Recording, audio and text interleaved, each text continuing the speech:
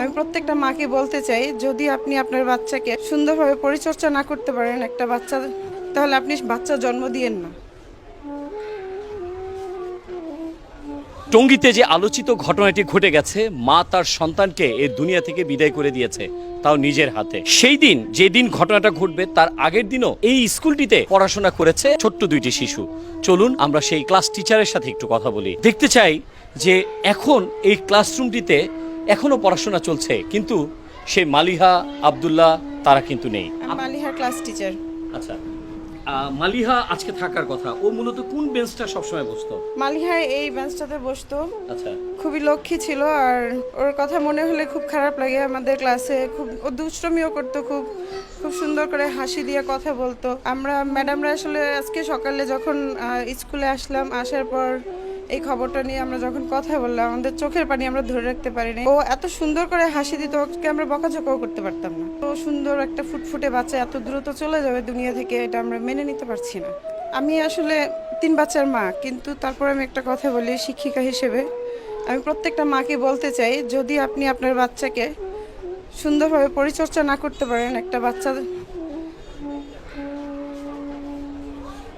সে দুনিয়াতে আসার পর তাকে কিভাবে আপনি লালন পালন করবেন, আপনি মা হিসাবে সেটা আগে চিন্তা করবেন। আমরা সবসময় ছোট থেকে শুনে এসেছি যে ভাবিয়া করিও কাজ, করিয়া ভাবিও না। আপনি ভবিষ্যতে কি করবেন, আপনার যদি কোনো অন্য পরিকল্পনা থাকে, তাহলে আপনি বাচ্চা জন্ম দিয়েন না। যেহেতু মালিয়া ক্লাস প্লে শ্রেণীর শিক্ষার্থী, কারণ এককভাবে আসলে একটা প্লের স্টুডেন্ট এককভাবে কিন্তু স্কুলে আসতে পারে না, অবশ্যই তাকে আনা নেওয়ার জন্য কেউ না কেউ সহায়তা করে। সেই সহায়তা হিসেবে তার মা এবং বাবা প্রতিষ্ঠানে দিয়ে যেতেন, আবার নিয়ে যেতেন। তার মা যখন প্রতিষ্ঠানে আসতেন বাচ্চাকে নিয়ে, তখন তাকে আমরা স্বাভাবিকভাবে দেখেছি। তাকে আমরা কখনোই অন্য অসৌজন্য আচরণ, খারাপ আচরণ করতে আমরা দেখিনি।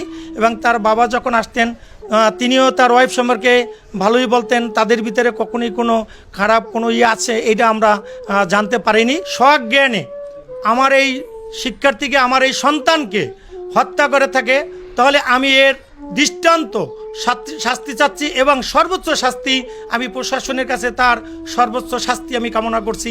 কোনো পরকীয়া নাই, বাতেন বাই যায় হাতে স্বামী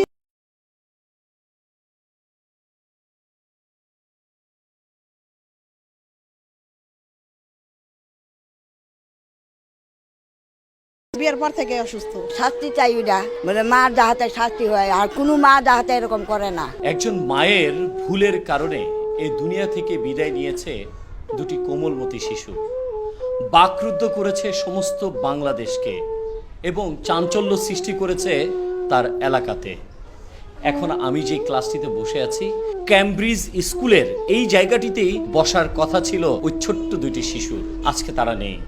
তাদের সহপাঠীরা মন খারাপ করে বসে আছে। তারা তাদের আত্মার মাগফিরাতের জন্য মিলাদও পড়িয়েছে। আমরা চাই না কোনো সন্তানই এই দুনিয়া থেকে অকালে ঝরে যাক, তাও আবার আপন মায়ের হাতে। টঙ্গী গাজীপুর থেকে আমিন মামুন, NTV ইউরোপ।